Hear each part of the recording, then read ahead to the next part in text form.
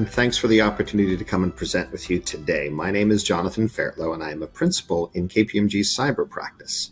Part of what I want to talk to you about today is ransomware. Now, this is one of those topics that you keep hearing about, all the horror stories, all the different issues, and it can be very difficult to try and figure out how to manage this. So what we're going to talk about today is how you can mitigate part of your ransomware risk by really focusing on some core principles and putting in place a meaningful strategy around it. So let's kind of start with why you should really care about this. Besides the fact that there's a tremendous amount of information about the risks out there, let me give you a hard number: $180 per record accessed. There's a Phonomon study that has been done that has evaluated what it costs you after all of the investigation, litigation, and regulatory costs for a data incident. That is a baseline number. Should you not have good regulatory structure, should you be a entity that is not really focusing on your breach implementation, you can increase that up to 51%. And the average cost of a data incident, $3.4 million. And again, you can increase that number if you have a lack of an incident response team, a poorly implemented incident response plan, or you don't ever bother to test your plans. Because the reality is, in this world of data access and incidents, you need to be prepared and you need to be tested. So hopefully I've caught your attention. $180 per record, which also leads to a practical question. Just how many records do you have? Now, I think to kind of walk you through a little bit more, let's talk about two case studies here so you can get a sense about how ransomware works and why some of the issues that we're going to be talking about can become so impactful for you. So what we're going to talk about here is a healthcare company that had over 10,000 endpoints locked up using a version of ransomware called Ryuk. Now, once the attackers got into this particular system, they were able to identify email accounts that had been targeted by an email-based malware campaign related to the ransomware. Now, the security solution that the company had bought blocked all of those, but they were also sent to some personal email accounts. And here's how this particular situation happened. You see, although the company had both a good guest Wi-Fi and a corporate Wi-Fi, and they were supposed to be separate, this is what the company believed, well, one of the IT workers really wanted to access his home email, and so he connected to the personal, using a personal system to the guest Wi-Fi. And he enabled the guest Wi-Fi so that he could get access to his personal email. He was one of the individuals who received an email that showed and contained part of the ransomware attack vector. Now, because his computer was joined to the domain and he had domain administrator credentials on the system, it was very quickly accessed by the attacker. And because he was using it as a personal system, he had removed endpoint security software from it, which meant that the early detection systems that could be used, some of the processes that the company had in place to protect against ransomware had been removed. The attacker was able to download and open a malicious macro-enabled attachment, and approximately 19 days after his system became infected with TrickBot, the threat actor jumped from the infected computer to the corporate domain, and 6 days later, they began the placement of the ransomware throughout the environment, and then they detonated it. So this is what this particular incident looks like in terms of a network map. As you can see, first you've got the email coming in to the administrator's computer. Now, the email that was sent to his corporate account, that got blocked, that got filtered out. But it was due to the fact that he had bridged the system and enabled personal email access that this administrative computer system became infected and ultimately targeted. Bottom line, where this company failed in terms of its ransomware playbook and approach had nothing to do with the systems it had put in place, nothing to do with the coordination. They simply hadn't been checking certain assumptions. They hadn't been checking for example, was the guest Wi-Fi access truly separate? They hadn't been checking to see if any computers connected to their domain were not installed with the endpoint security software. And they certainly hadn't been checking around the access for personal email that could have helped detect this issue. So this is an area where the company didn't have a control or a technical failure. It had an oversight failure. So let's look at another different sample as to how this also works out. In this one, it's a global manufacturing company. They had over 300 hosts impacted with Cuba ransomware. Now, the infection occurred across 3 countries and completely impacted their ability to produce their products. And all their critical systems were taken offline. How did this attack happen? Well, again, the company had some good security put in place. They were using VPN connections to ensure that people connected into the system in a controlled manner. Now, they provided VPN connections also to some of their vendors. And so the vendor had become compromised, and then the attackers used the vendor's credentials in order to access the VPN account. Problem was that the company used the same password for all vendor accounts, but each had their own VPN account. This meant that the attacker found the web portal, right? It was a Windows Server 2003 host. It was vulnerable to a privilege escalation. So once they were able to access the stored credentials from that server, including that of a backup service account, they were then able to configure it as a domain administrator, and it became a regular user account. The attacker was then able to log into the domain controller and use them as the launching point for the ransomware deployment. Now, again, what was the vulnerability or the issue here? Let's go back and look at the outline that we just talked about.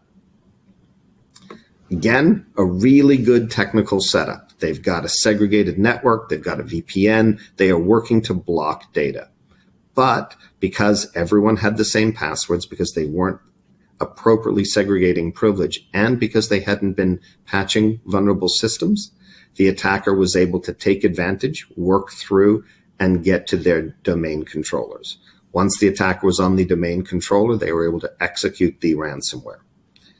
Now, the key thing, or the key takeaway from all of these particular data sets, is to really look at ransomware as a multiple protection step. But I always like to kind of focus on one broader issue up front, and that is, what data are you keeping? Now, why am I bringing up the data issue? Because it is the data issue that will determine the nature and scope of the ransomware effect. If the system that is taken down is one that you can quickly restore, that doesn't contain data that might need to create a notification obligation, that might need to be restored in vast amounts, you can really quickly respond to even the most hard-hitting ransomware attack. However, if you have a tremendous amount of information stored on these systems and you don't have a good understanding of them, well, then the ransomware becomes even more of a problem because of the fact that you might also be dealing with data exfiltration or data loss. So I promised to not spend too much time trying to scare you.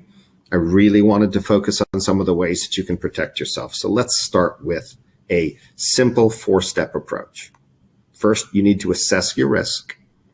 Second, you need to implement security protocols, you need to plan for attacks, and you need to test your systems. So let's talk a little bit about assessing risk. Now, again, there's a lot of potential risk in any network or any system. And the key is not just to do an assessment, but to assess based upon a target or approach or focus issue that's going to help you understand what your risk is and what you're trying to protect against, which is why I really like to start by focusing on data. So first question, just how much data are you keeping in your network? Now, for those who are not focused on technical solutions here, a great way to get a sense of that is to ask for a data inventory and either a data or a network storage map. And ask about how much storage you're actually paying for. Part of what you want to try and understand is what is the volume of information that you're keeping, and then what kind of data are you keeping. Now, part of the problem is that there's a massive amount of information kept in even the smallest of companies just due to the sheer amount of information that can go through a computer system. Part of the problem is that we often don't really know what is being kept within our inventories, because part of what we're focusing on is operating the business rather than really thinking about data classification. And data classification is a really boring topic. It's something that no one wants to deal with. So usually, assessing and managing data becomes the responsibility of the IT department, who views it as a management task, an operational task, rather than a risk-based task. So what is really critical for particularly senior management at all levels within a company is to look at what kind of data is being kept and what is the potential risk for that data. Now, what that means is asking not just what might trigger a regulatory requirement, but what type of information is mission critical, what information might be protected by contracts, what information do we have obligations to notify around or about. And that information, that critical data, that regulated data needs to be classified, and we need to know exactly where it is. Now, most companies don't do well at this particular process because it's very rare for someone to own this particular issue. But I can tell you now, time and effort spent in identifying the types of data that you have and controlling it pays off in a data incident incredibly. Remember, $140 per record. And if you're able to reduce the amount of records you're keeping by 1 million, well, that's a tremendous amount of reduced risk. So part of the focus here is not just knowing what types of data you have and identifying where it's being kept, but also who has access to it. Are you giving it to third parties? How do you control access to your information? And more importantly, who decides who gets access? Now, in most businesses, access to data is something that is provided when you start or when you move across job functions. Things like Active Directory help control it. It is almost exclusively an IT function with some oversight around what's needed to be accessed, provided by a business unit. Very rarely do senior managers look to see whether or not job classifications match the data that's being accessed. And very rarely do we look to see what happens when people move, even within an institution, whether or not they still keep access to systems. So a lot of what I'm talking about here really matches with controls that are much more, familiar to those who manage financial accounts. If I asked you how much money is in your bank account, what type of assets, financial assets, are you keeping? Which banks and institutions and places is it being stored at, and who has access to it? You could probably tell me that. Data is something that you need to manage and control in the same way that you would any other financial or valuable asset. Because if you don't know where it is, then it can later become a significant problem for you. This is a task that does not require, it can be helped by technology, but it is really a control and management function task. It is also a task where if you don't have the resources or the focus, you can really get some significant benefit by having some teams help both assess and build out a data classification and data management structure. This process will reduce risk, help you control information, and also help you understand what I think is the most important question contained within this overall data set, which is, why are you keeping the data? This is a decision not for IT, this is a decision for management. Data has real costs, both in creation, storage, and in regulatory risk. And there are many different ways you can keep data. But so many times we are keeping information on very accessible networks without a real clear decision process around why we're doing that. It's because of convenience for a small number of people that can expose incredible amount of information to potential loss or risk. So part of what I also want you to start thinking about is conducting a traditional risk analysis around the data that you're keeping. So first, what are the regulatory and business risks that you would face if this data was accessed by another, if it was taken, or if it was lost? What are the cost-benefit analysis you're getting from your collection, your retention policies? Is the data that you're keeping something that you have to keep? Well, there are many different ways you can control that and limit that loss by keeping it off-site, keeping it in encrypted formats, keeping it non-accessible. Information that you need that needs to be accessible should be generating revenue or providing value greater than the risk it is creating. And this sort of a balance, thinking of data in a risk balance, can help you avoid bulge and avoid passive data collection. Let me just give you one really practical example.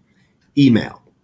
Thanks to the shift to things like Office 365, we are now seeing terabytes worth of email data.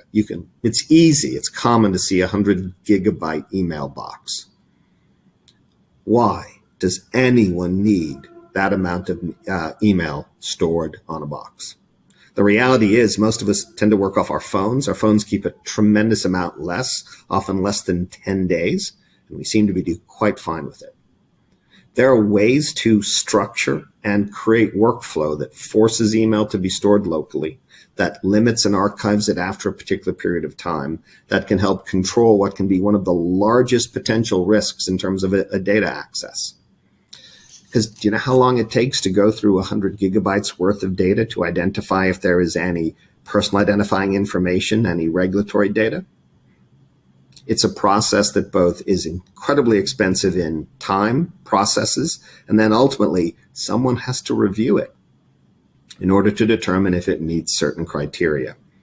This review and notification costs can far exceed the value of the information being kept. Usually kept so that someone has the capability to go back and do a quick search if they need to find something. So mailboxes are not file cabinets. They are places where you receive communications. We need to be treating them as such. Now, it's often very common that some of the biggest kind of violators or collectors of this tend to be senior people or people in either legal or financial groups, because they often have need to refer to information.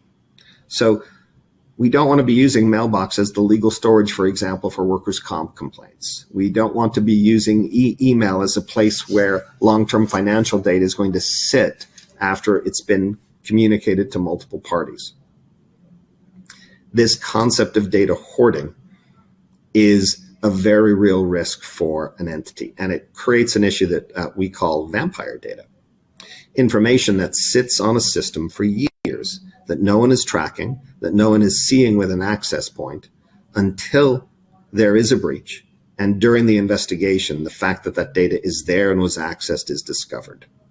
So it's a piece of data that can rise up and come back to bite you by dramatically increasing your notification requirements and significantly increasing the legal costs relating to a data incident. But it's not just data hoarding that becomes part of the overall problem. It's the lack of structure that we put around what we're doing with information after we collect it. Now, there's tremendous focus both legally and on a global regulatory stage to really start limiting that which is being collected. And we need to be looking at this not just as a regulatory cost, but also as a way to massively control the impact of a data incident. And data incidents are not just someone hacking into a system or ransomware. It can be something as simple as someone leaving with a copy of their mailbox. So it's really important that we identify the data sources, limit the access to them, and limit what happens to information when someone no longer needs access to it. A final point to think about in terms of evaluating why are you keeping information is also who is getting information transferred to them. It is very easy to transfer information to third-party storage. It's also very easy to set up structures to block that transfer and to require approvals around it. you will get pushback from folks. It is easier for folks to transfer and to move information to multiple sources as it makes it easier for them to access. But if there isn't a way to clean that data back up or to control who has access to it in these other locations, or even in fact to be able to track that, it's very easy to lose data. It's very easy to leak data.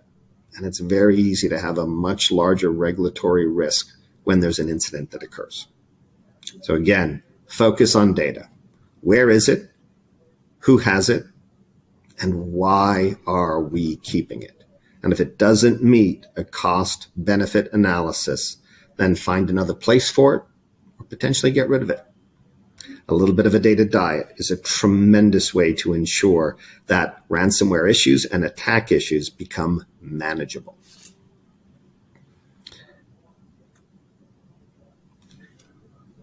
Now, I also talked to you a little bit about this idea of putting in place a ransomware framework.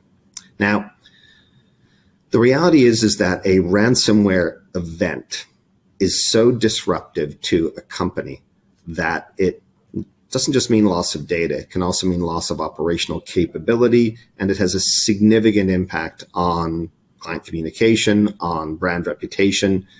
It's a risk event that if and when you go through it, the better you have protections in place to manage it, the better you can manage this as an incident and a structural problem. And part of it is to approach it by really looking at this as a broad-based framework of protection. First, you need to be regularly assessing your potential risk to it. You then need to have plans in place in order to be able to deal with a ransomware incident, to know what information is accessible to you, and to ensure that you're taking steps to actively review and track the potential issues for ransomware. So you start off in the strategy and planning format, where you're really trying to make sure that you're building out an incident response plan, identifying the types of data that you need to track and monitor, and creating the processes around which a good incident response plan work towards. And you can see over here on the right of this particular slide, there's a series of quick bullets that walk you through what exactly a good strategy and plan can look like. Now, the plan is great, but then you need to both configure the systems in order to support that particular plan, and you also need to have the tools that can enable you to detect some of the issues. So what's really critical here is ensuring that you've got the way to detect movement or access inside of systems quickly and easily. And this is what we often see or know as EDR, or advanced detection tool sets. This is programs like Carbon Black, Tanium, CrowdStrike's Falcon, Endgame, and SentinelOne, all of which can provide really useful information about access.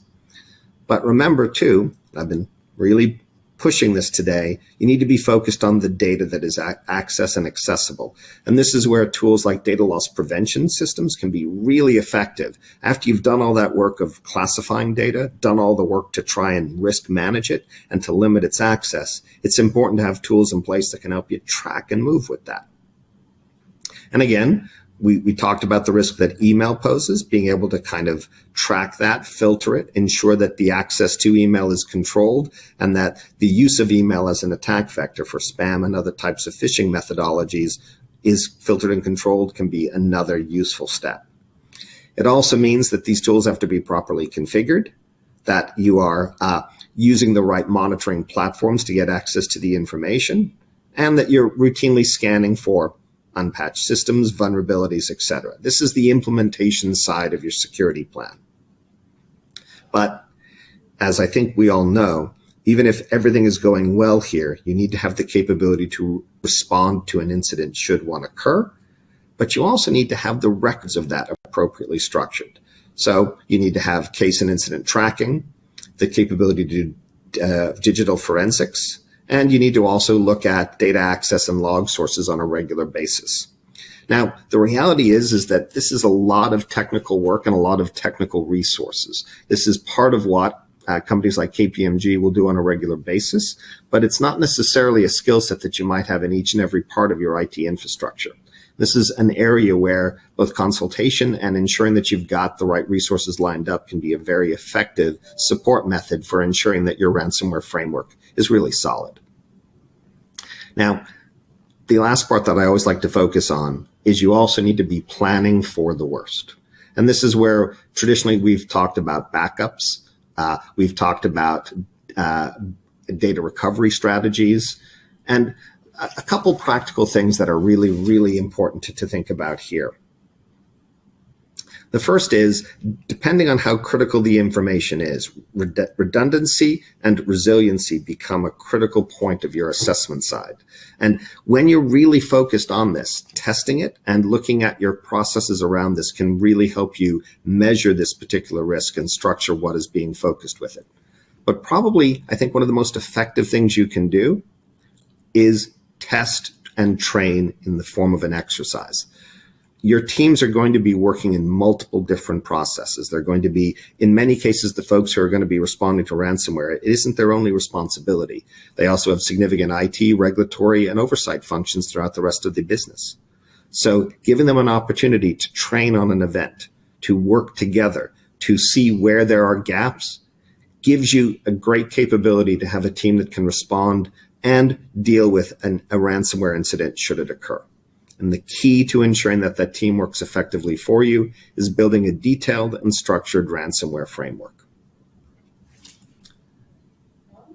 So let's talk about some of the things that we have seen where there have been, in a sense, failures in the many ransomware incidents that we've been looking forward over the past few years. So I like to call this list the lack list, things that people don't do that ends up causing them significant issues. First, lack of segregation between applications and environments. Think of it this way. If I only need one key to get into every room, if I can get past your firewall and I am into your entire network, then the impact of that network is, of the attack to the entire network is substantially greater. Now, I also want to point out that if there's no good internal logging, access to one room in that network, I might not be able to tell you that access was limited only to that room, and it might create a regulatory exposure for you just by the fact that there is a lack of tracking and a lack of segregation between the environments. A flat network is really easy to move across for an attacker, so segregate applications, segregate environments, and critical environments, production, finance, development, website focus, and data storage locations should require additional controls and additional access, and they should be logged. The greater the segregation, the greater the level of control, the easier it is to contain an event to just the initial compromised area. Another common lack is the lack of a write-only environment. The reality is that there's probably large portions of your infrastructure that really don't need to change on a regular basis. They can be configured so that they can't be changed. And this prohibits changes to key settings or systems, prohibits the removal of certain protections, and prohibits the alteration or theft of information. Now, again, this is a task-based focus because there are going to be some aspects of your environment that simply can't fit within that are going to require alteration or change. But focusing on identifying what doesn't need to change and locking it down can help limit the spread of a ransomware attack. Lack of multi-factor authentication. Now, this is the area that at this point, the only reason for not using MFA is because there are people in the environment who don't want to. Well, tough. Multi-factor authentication provides one of the greatest values in terms of protection that you can implement. It means that even if someone loses a password, loses a credential, there's still another protection before the information can be accessed. And implementing good identity access management can be built into the workflow. It doesn't have to be difficult. Taking a second or two to enter a code is worth protecting a data system for, especially for any internet-facing account. Another big lack of full offsite or online backups. So right now, you got to think 1980s, go old school. You need a physical backup that's disconnected from the network that is regularly updated and validated. It's old school. It's what your IT teams are doing in the 80s and 90s for ensuring operational compliance, but it's a practical step that ensures that you can recover from a ransomware attack that's been particularly devastating. If your backups are tied to things online, if your backups can be accessed from your network, well, then the attacker can and often will access the backups and wipe them, zero them out, or remove them so you can't use them and you need to pay. It's one of the first things they look for. So you need a hard copy off-site backup. Another lack is a concept called a temporal breaker.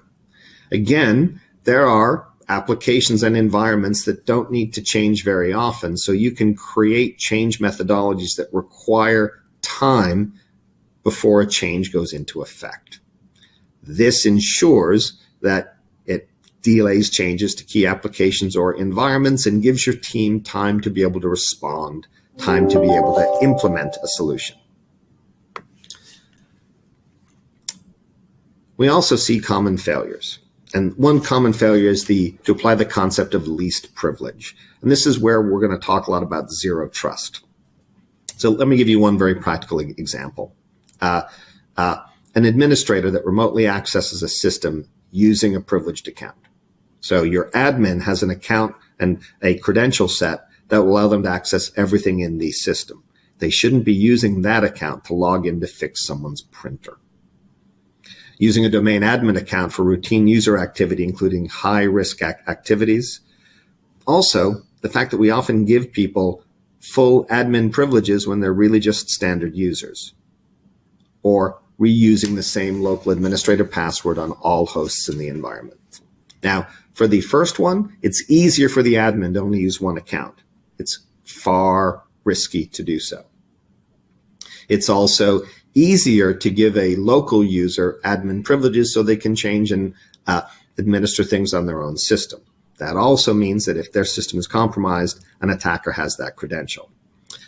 Let me be quite direct. In the past 8 years, I have not had administrator access on my own computer systems. I'll call someone who has that privilege if something needs to be updated on it. It's far safer that way. And finally, local administrator passwords. Well, the reason why they do this is because they need to maintain multiple locations, and it's easier to remember one password. But there are some great technological tools. For example, if you're using Microsoft, they have a free tool called Laps that'll automatically randomize this and make it accessible. This stops an attacker stealing one credential and being able to use that to move across the entire environment. Failure to have separation of duties.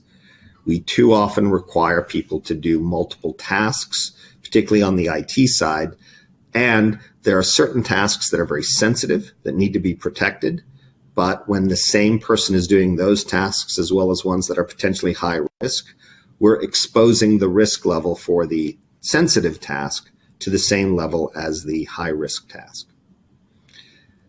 Failure to enforce security standards externally.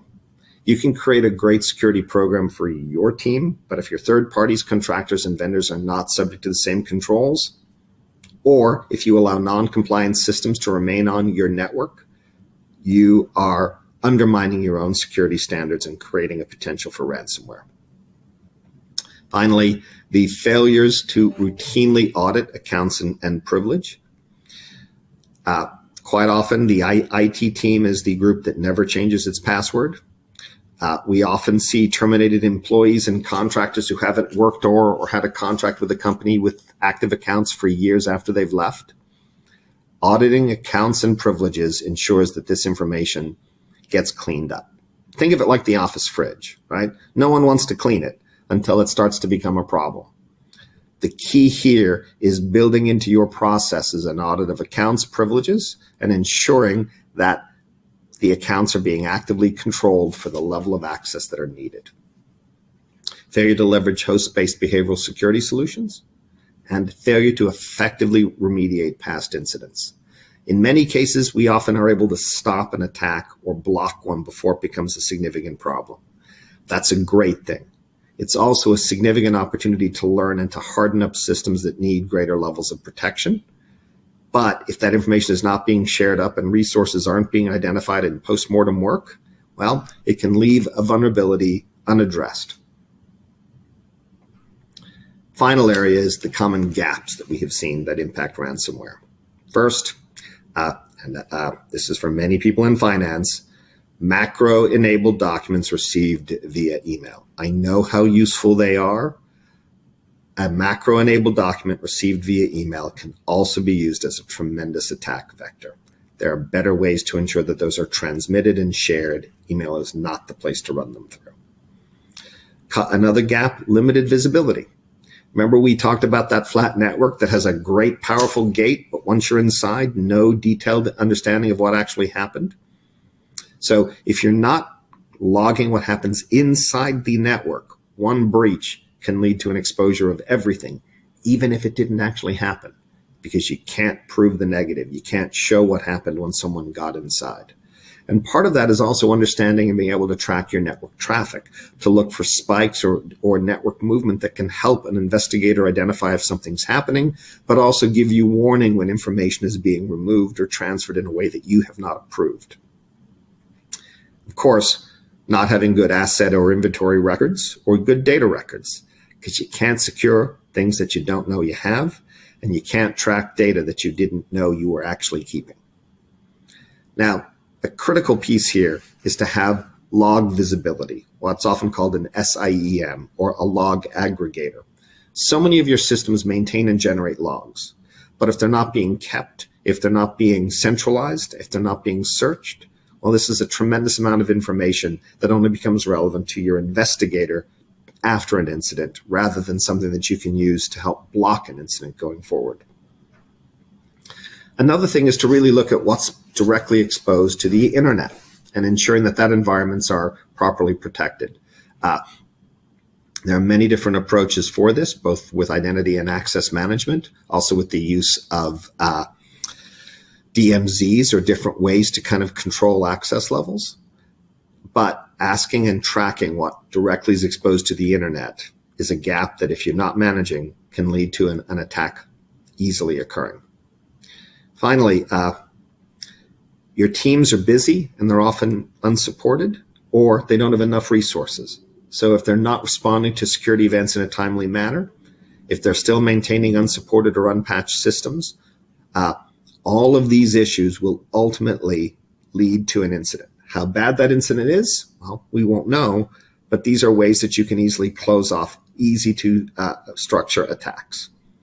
Finally, we don't test our assumptions. You might remember at the beginning of this, I talked to you about the system that was breached by the fact that an IT admin connected to the guest Wi-Fi in order to get access to their email. That team had assumed that guest Wi-Fi was completely separate, but they never tested that. They never checked. And so this enabled someone being able to alter this and very quickly move into places that ultimately resulted in a significant attack pattern. A great way to do these tests is via a concept called a purple team. This is where a group works with your IT team to structure an attack, stages it with them, and uses it as both a training exercise to ensure that the IT team is understanding what they're looking for and how they should respond, but also to assess how vulnerable systems are and what information can be accessed. Testing the assumptions, testing the systems you've built, it's like a fire drill. The more you do a fire drill, the greater you have the opportunity of responding effectively when the incident happens. Now, part of the ability to respond effectively also means that you need to have both an IR team, which many people do have, and an IR plan, which many people have. But have you asked the practical questions? Who runs the IR team? And do they have the ability, for example, to spend money? Or do they need to get approvals to do that? The more approvals the IR team needs, the slower the response will be, and it also indicates that decision makers aren't involved in the process. So spending time to both build out an IR team that is trained and focused and is properly resourced is a great way to protect yourself. But probably one of the most important pieces to an incident response plan is having a playbook. Now, a playbook is something that someone can look up in order to determine what to do next, or who to contact next, or what information requires escalation. Now, these playbooks aren't just for your IR teams. They're also for your help desk and for your development teams. So do you have playbooks that can help them manage an incident? And again, have you tested and trained your responders? And what happens when they need help? Do you have that law firm lined up that specializes in data incidents, aka a breach coach? Do you have consulting experts like KPMG to help investigate a breach, incident responders? Do you have communication specialists to help communicate risk? Not market it. Again, these are people that you want to have in place prior to an incident. You also want to make sure that they match both your skill set, expertise, and culture. A key way to evaluate the maturity of your incident response plan is to look at this hierarchy, okay? An incident response plan is a great thing, but it's not a technical document. It should be something that is directly derived from your information security policy so that the response plan matches the risk profile and identified information security risk that your company has built out. However, the key parts that are technical, after you've gotten past that incident response plan and your specific ransomware strategy playbook, are playbooks that cover technical resources, cloud resources, desktop, Active Directory, and key applications should all have specific playbooks that identify what needs to be alerted on, what to do in the event a particular type of alert shows up, and what amounts of information should be focused for either providing information to the IR team, for escalating for decisions, and to build out. So the reality is that most entities have the information security plan and the computer incident response plan, but they need to build out both a ransomware strategy playbook and specific playbooks to help teams respond once an incident occurs.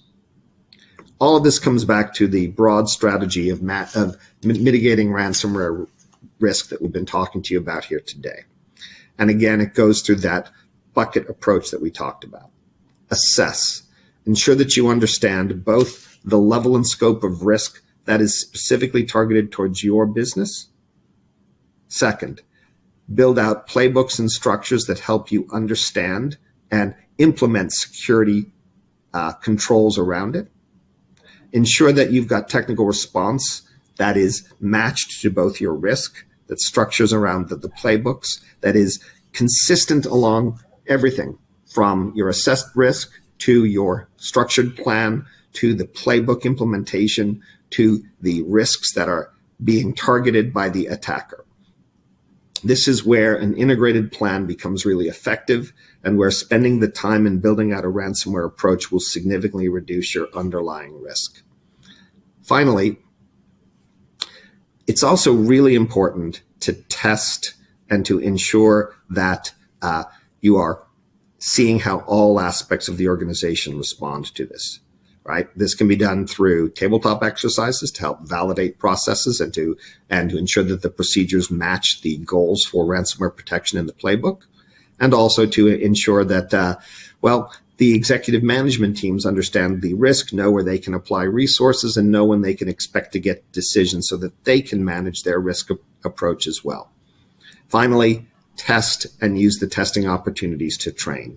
All of this ensures that there's a broad-based approach to cybersecurity, one that ensures that you're constantly learning, and it ensures that the expertise that you build continuously grows. Because as we all know, hiring and keeping technical talent can be difficult, particularly in this modern market.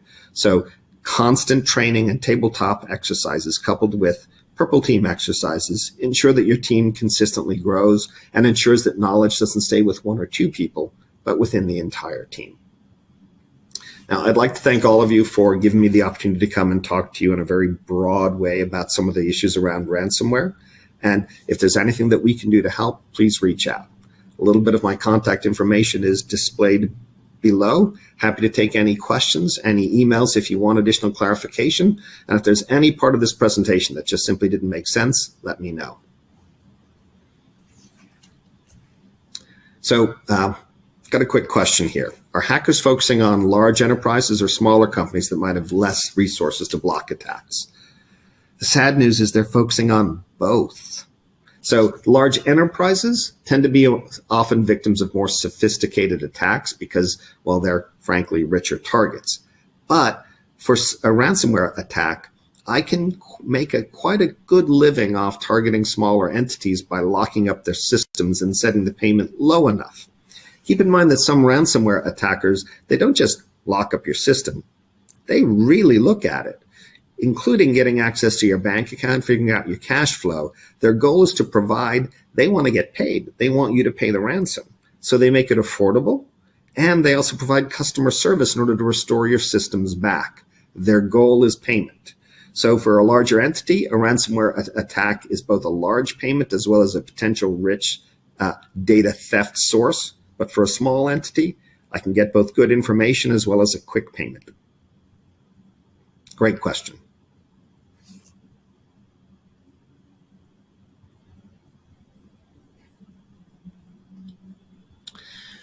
Question: should I call the FBI if I suspect an attack is happening, or only when a breach happens?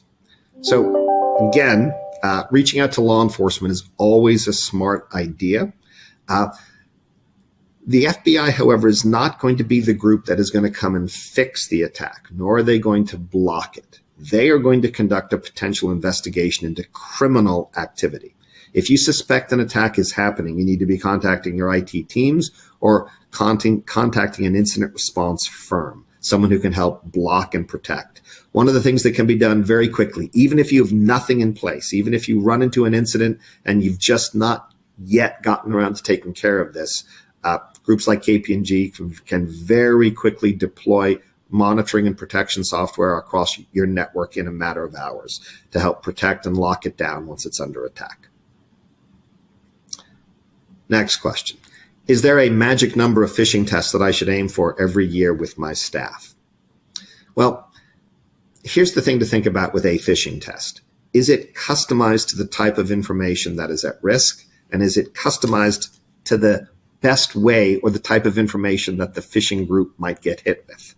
So I would actually view it as targeted. I would be very focused on phishing my IT, finance, and senior management teams on a regular but irregular basis. It shouldn't be something done every quarter that people know, oh, it's time for the phishing test. I bet that's it.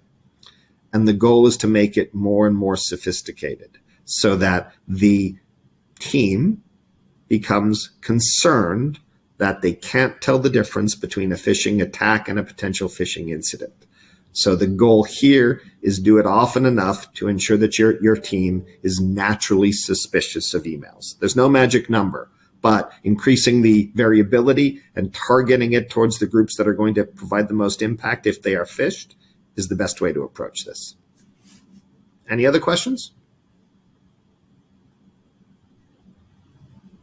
Well, folks, these are all great questions. I really appreciate the time to come and talk with you today. And again, my contact information is displayed. Please reach out if you have any questions, or if you happen to have a ransomware incident, just give us a call and we can help. Thank you very much, everyone.